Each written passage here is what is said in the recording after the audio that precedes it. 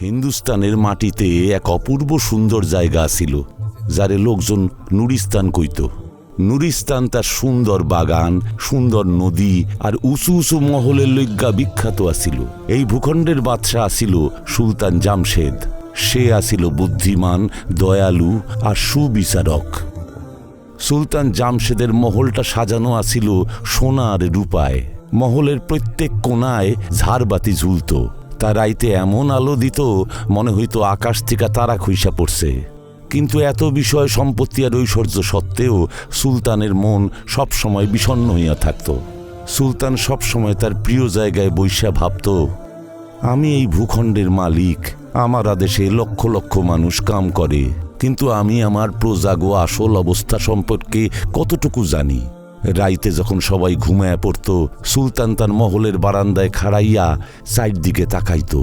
তার চোখ আটকায় যাইত ওই গরিব বস্তিগুলির দিকে, যেইখানে জ্বলন্ত প্রদীপের শিখা ক্রমশ ম্লান হইয়াইত।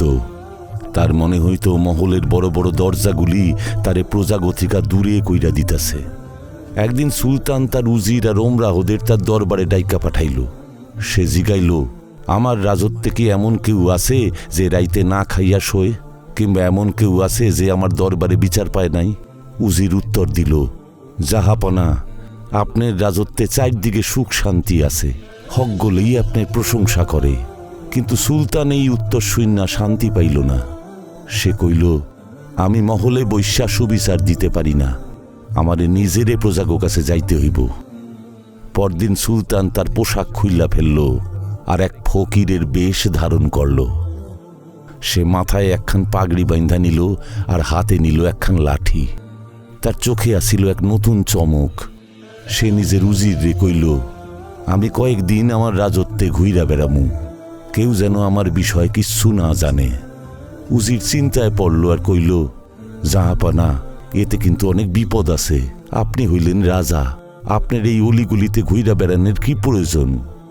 সুলতান হাইসা উত্তর দিল, সত্যকারের রাজা হইল সে, যে নিজের প্রজাগো সুখ দুঃখ কাছ থেকে অনুভব করে। যদি আমি আমার প্রজাগো জন্য কিচ্ছু না করতে পারি, তাইলে আমার শাসনের কোনো মূল্য নাই। সুলতান জামশেদ তার মহলরে পিছনে ফেইলা বাইরে পড়ল আর সাম্রাজ্যের অলিগলি আর বাজারের দিকে আগায় গেল। সে প্রত্যেক গলি, প্রত্যেক বাজারে হাজির হইল, লোকজনের লগে কথা কইল, তাগো জীবনের সমস্যা বোঝনের চেষ্টা করল। একদিন সে এক ছোট্ট গ্রামে পৌঁছাইল। গ্রামের অবস্থা খুবই খারাপ আছিল। লোকজনের চেহারায় দারিদ্র আর দুঃখ আছিল। সে এক বয়স্ক মানুষে কইল, চাচা, এই কি অবস্থা? তোমাগো গ্রামে এত সমস্যা কিসের? বুড়া মানুষ শ্বাস লইতে লইতে কইল, সাহেব, আমির গো পেট ভরতাছে, কিন্তু গরিব ভগ্গল সময় ভুখাই থাকে। আমাগো কাছে না আছে খাদ্য, না আছে পরনের কাপড়। আমাগো অভিযোগ কে শুনব? এই শুইন্না সুলতানের মন খারাপ হইয়া গেল। সে মনে মনে কসম খাইল যে এই অবস্থার পরিবর্তন করব। সুলতান জামশেদ তার ফকিরের পোশাকে সাম্রাজ্যের অলিগুলি আর গ্রামে গ্রামে ঘুরতে লাগল। তার পকেটে কয়েকখান খুচরা পয়সা আর কান্ধে ছিল একখান পুরানা পোটলা। এই যাত্রা কেবল প্রজাগো বোঝনের জন্যই আসিল না, বরং নিজেরে ভালো করে জানাও আসিল এর উদ্দেশ্য। যাত্রার শুরুতেই সুলতান মুখামুখি হইল এক গরিব মজুরের, যে রৌদ্রের মধ্যে মাটিতে জল দিতাছিল, যার শরীর ঘামে ভিজা গেছিল আর যার পায়ে জুতাও আসিল না। সুলতান তারে জিগাইল, ভাই, তোমার এই অবস্থা কেন? তুমি এত পরিশ্রম করতেছ, তারপরেও এত দুঃখ কেন? মজুর কইল, সাহেব, পরিশ্রম আমার কর্তব্য, কিন্তু পরিশ্রমের সঠিক পারিশ্রমিক আমি পাই না। আমগো দুরবস্থার কথা কেউ জিগায় না। সুলতান তার কথা শুনল আর জিগাইল, তুমি কি কখনো বাদশাহ আর তার দরবারের থেকে সাহায্য পাইছো? মজুর হাইসা উঠল, বাদশাহ? সে তো মহলে সোনা রূপা লইয়া থাকে, সে আমাগো খবর পাইব কি কইরা? এই শুইন্না সুলতানের মন দুঃখে ভইরা গেল। সে বুঝতে পারল দরিদ্র আর ধনীর মধ্যে এক বিস্তর ব্যবধান রইয়া গেছে। আউগাইতে আউগাইতে সুলতান এক ছোট্ট গ্রামে গিয়া পৌঁছাইল। ওইখানে গিয়া সে দেখল এক বৃদ্ধা মহিলা তার উঠানে বইসা আছে। তার কাছে খাওনের কিচ্ছু নাই, তার চক্ষে পানি ভইরা আছে। সুলতান জিগাইল, আম্মা, কি হইছে? তুমি এত কষ্ট পাইতেছ কেন? বৃদ্ধা মহিলা কইল, আমার মানুষটা মইরা গেছে, আমার পোলারাও কামের লইগা অনেক দূরে চলে গেছে, আমার কাছে না খাওয়ানোর কিছু আছে না বাসনের অবলম্বন আছে। সুলতান তার পোটলা থেকে রুটি বাইর কইরা তারে দিল। বৃদ্ধা মহিলা দোয়া করতে করতে কইল, খোদা তোমারে ভালো রাখুক বাবা, তোমার মতো সমব্যথী খুব কমই দেখুন যায়। সুলতান বুঝতে পারল যে তার রাজত্বে এমন অনেক মহিলা আছে যাগো আশ্রয় নাই, যাগো সাহায্যের জন্য কেউ নাই। আরেকখান গ্রামে সুলতান দেখতে পাইল এক পাওনাদার গরিব চাষিগো কাছ থেকে পাওনা আদায় করতেছে। পাওনাদারের আচার আচরণ এককারে অমানবিক ছিল। সে গরিব মানুষগো ছোটখাটো ত্রুটিতেই গালাগালি দিতেছিল। সুলতান পাওনাদার রে কইল, তোমার কি অধিকার আছে এই গরিব মানুষগুলির লগে এইভাবে কথা কওনের? পাওনাদার অহংকারে উত্তর দিল, এই গরিবগুলি আমার ধারের চাকর, যদি আমি ওগো ভয়ে না রাখি তাইলে ওরা আমার পাওনা ফেরত দেওয়ানের কথা চিন্তাই করব না। সুলতান গরিব চাষিগো লগে কথা কইল আর তাগো সমস্যার কথা শুনল। চাষিরা কইল যে পাওনাদার তাগো কাছ থেকে ইচ্ছা মতো সুদ নেয় আর তাগো কাছে জমি বন্ধক দেওয়ান ছাড়া আর কোনো পথ থাকে না। সুলতান ভাবল এই সমস্যার সমাধান করতেই হইব। এই যাত্রায় সুলতান প্রজাগো আরও নানান অবস্থা দেখতে পাইল। সে দেখতে পাইল তার রাজত্বে ধনী আর দরিদ্রের মধ্যে কি দুস্তর ব্যবধান। সে বুঝতে পারল যে গরিবগো সমস্যা কেবল তাগো পরিশ্রম আর ভাগ্যের লগেই জড়িত নাই, বরং তাগো লইগ্যা সেই অবস্থাই দায়ী যা বানানো হইছে পাওনাদারের অমানবিকতা, ধনীর দরিদ্রের লগে দুর্ব্যবহার, বিচারালয়ে ধনীগো আধিপত্য, মহিলার নিরাশ্রয় মাইনসের দুর্দশা। এক রাইতে সুলতান দেখল একটা ছোট বাচ্চা ঠান্ডায় কাঁপতাছে আর এক কোনায় বৈশা কাঁদতাছে। সুলতান তার কাছে গিয়া জিগাইল, বাবা তুমি এইখানে একা কেন? বাচ্চাটা কইল, আমার আব্বা আম্মা দুইজনেই মইরা গেছে, আমার ক্ষুধা পাইছে আর আমার কাছে থাকনের জায়গা নাই। সুলতান তারে বুকে জড়ায় ধরল আর তারে সাহায্য করণের কসম খাইল। এই যাত্রাটা সুলতান জামশেদের চিন্তা ভাবনারে আমূল পাল্টাইয়া দিল। সে ঠিক করল নিজের মহলে ফিরা গিয়া তার সাম্রাজ্যরে আমূল পরিবর্তন কইরা ফেলব। সে ভাবল, আমি কেবল একজন বাদশা না, বরং এই সাম্রাজ্যের সবচাইতে বড় অভিভাবক। কেবল আইন বানাইয়াই আমার দায়িত্ব শেষ হইব না, বরং দরিদ্র মানুষকে সাহায্য করাই আমার কর্তব্য। যাত্রা থেকে ফেরনের পর সুলতান জামশেদ তার মহলের দরজাগুলিরে অন্য রূপে দেখতে চাইল।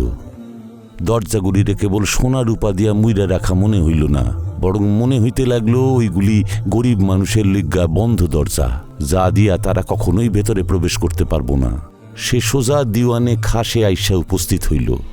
দরবারে উজির আর ওমরাওগো উপস্থিতিতে সে ঘোষণা করল, আইজ থেকে আমার সাম্রাজ্যে এমন পরিবর্তন হইব যাতে প্রত্যেকটা লোক সমান অধিকার পায়। অহন আমি আর মহলে বৈশা ফয়সলা করুম না, আমি নিচে নাইমা আসুম আর মানুষজনের অবস্থা পাল্টামু। সুলতান সর্বপ্রথমে তার বিচারালয়ে পরিবর্তনের সূচনা করল। সে কইল, অহন্তিকা ধনী আর দরিদ্ররে আলাদা চোখে দেখা হইব না, সমস্ত অভিযোগ শোনা হইব, তা সেই যে প্রান্ত থেকেই আসুক না কেন। এই জন্য সে এক জন আদালত গড়নের নির্দেশ দিল, যেইখানে প্রত্যেকটা মানুষ নিজের অভিযোগ লইয়া আইতে পারব। এই আদালতের নির্ণয় সে নিজেই করব বইলে ঠিক করল। সুলতানের মনে পড়ল পাওনাদার কিভাবে গরিব মানুষকে শোষণ করতেছিল। সে তখনই এক আদেশ জারি করল, পাওনাদারগো সুদ কমাইতে হইব, গরিব চাষিগো ঋণ মকুব করা হইব। প্রত্যেক গ্রামে এক সরকারি খাজাঞ্চি থাকব, যে গরিবকে বিনা শর্তে ঋণ দিব। যাত্রাকালে সুলতান বাইরে দেখছিল কিভাবে বিধবা মহিলা আর নিরাশ্রয় মানুষ সমস্যায় আছে। সে আদেশ দিল, প্রত্যেক গ্রামে এক আশ্রয়স্থল বানানো হইব, যেখানে নিরাশ্রয় মানুষ থাকতে পারব। বিধবা আর দরিদ্র মহিলাগো রোজগারের ব্যবস্থা করা হইব। প্রত্যেক গ্রামে এক আনাজ ভাণ্ডার হইব, যেখানে অভাবী মানুষগো বিনামূল্যে জিনিস দেওয়া হইব। সুলতান বুঝতে পারছিল যে অশিক্ষা ও দারিদ্র্যের এক বড় কারণ। সে প্রত্যেক গ্রামে বিদ্যালয় খোলনের আদেশ দিল, যেখানে বাচ্চা আর বড়গো বিনামূল্যে শিক্ষা দেওয়া হইব। সে কইল, যদি আমার রাজত্বে প্রত্যেক বাচ্চা লেখাপড়া শেখে, তাইলে দারিদ্র্য আর অন্যায় আপনা আপনি দূর হইয়া যাইব। সুলতান মাসের একখান দিন নির্দিষ্ট করল, যেই দিন সে গ্রামে গ্রামে গিয়া মাইনসের সমস্যার কথা শুনব। সে কইল, আমি অহন বাদশা না, বরং আমার প্রজাগো সব চাইতে বড় সেবক। আমার উদ্দেশ্য হইল হকগোলের মুখে হাসি ফোটাইয়া তোলা। সুলতানের এই পরিবর্তনে মহলে চাঞ্চল্য ছড়াইয়া গেল। তার উজির আর ওমরা ওরা চিন্তায় পইরা গেল। তারা কইল, জাহাপানা, আপনি এত বড় পরিবর্তন কেন করতেছেন? এতে আপনার শাসন কমজোরি হইয়া যাইব। সুলতান কইল, যদি আমার শাসন দুর্বল হইয়া আমার প্রজাগো উন্নতি হয়, সেইটাই হইব আমার সবচাইতে বড় জিত। সুলতানের বিবি মালেকা নূরজাহানও তার প্রশংসা করল। সে কইল, আপনি যা উদ্যোগ নিছেন তা সত্যই প্রশংসার যোগ্য। খোদা আপনারে সাহায্য করব। সুলতানের সিদ্ধান্তে মজুর আর চাষিগো মনে আশার সঞ্চার হইল। তারা কইল, আমরা কখনোই ভাবি নাই একজন বাদশাহ আমাগো সমস্যা লইয়া ভাবব। সুলতান জামশেদ সত্যই একজন সুবিচারক, যেটা হইল প্রত্যেকটা পরিবর্তনের লগে লগেই প্রতিবন্ধকতা আইল। ধনী পাওনাদার আর জমিদাররা সুলতানের বিরুদ্ধে চইলা গেল। তারা কইল, এই সিদ্ধান্ত আমাগো বিরুদ্ধে যাইতেছে, এতে আমাগো বিরাট ক্ষতি হইব।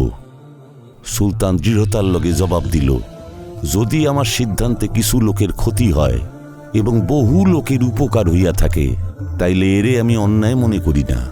সুলতানের সিদ্ধান্তের সুফল ধীরে ধীরে দেখা যাইতে লাগল। গরিবেরা তাগো জমি ফেরত পাইতে লাগল। মজদুররা তাগো সঠিক পারিশ্রমিক সঠিক সময়ে পাইতে লাগল। বিদ্যালয়ে বাচ্চারা লেখাপড়া শুরু কইরা দিল। আনাজ ভাণ্ডারের লইগা কেউ না খাইয়া থাকতেছিল না। সুলতান জামশেদের সিদ্ধান্তে ধীরে ধীরে নুরিস্তানের অবস্থা পাল্টাইয়া গেল। যেইখানে আগে গরিব মজুর আর চাষি নিজেকে অধিকারের লইগা কাইন্দা মরত, সেইখানে অহন প্রত্যেকেই নিশ্চিন্তে থাকতে শুরু করল। গ্রামে গ্রামে নতুন রাস্তা শুরু হইল। প্রত্যেক গ্রামে একখান বিদ্যালয় আর একখান হাসপাতাল শুরু হইল। আনাজ ভাণ্ডার থিকা গরিব মাইনসেরা বিনামূল্যে খাওয়ার পাইতাছিল। বিধবা নিরাশ্রয় মহিলারা স্বাবলম্বী হইয়া উঠছিল। সুলতানের জন আদালত গড়নের সিদ্ধান্ত একখান ঐতিহাসিক সিদ্ধান্ত বইলা হকগোলে মাইনা নিল। প্রত্যেক সপ্তাহে সুলতান বিচারালয়ে বইত আর লোকজনের অভিযোগ শুনত। একদিন এক গরিব চাষি বিচারালয়ে আইসা কইল, জাহাপানা, আমার জমি এক পাওনাদার দখল করছে। আপনি আদেশ দিছিলেন ওইটা ফেরত দেওনের, আর আজকা আমি আমার জমিতে আবার চাষ করতাছি। খোদা আপনারে ভালো রাখুক। এই শূন্য আনন্দে সুলতানের চোখে পানি আইসা গেল। তার মনে হইল তার পরিশ্রম ফল দিতাছে। শুরুতে ধনী পাওনাদার আর জমিদাররা সুলতানের বিরুদ্ধে আসিল, কিন্তু যখন তারা দেখল এই পরিবর্তনের ফলে হকগোলেরই ভালো হইছে আর ব্যবসায়েও উন্নতি হইতাছে, তখন তারাও সুলতানের সিদ্ধান্তরে সমর্থন করল।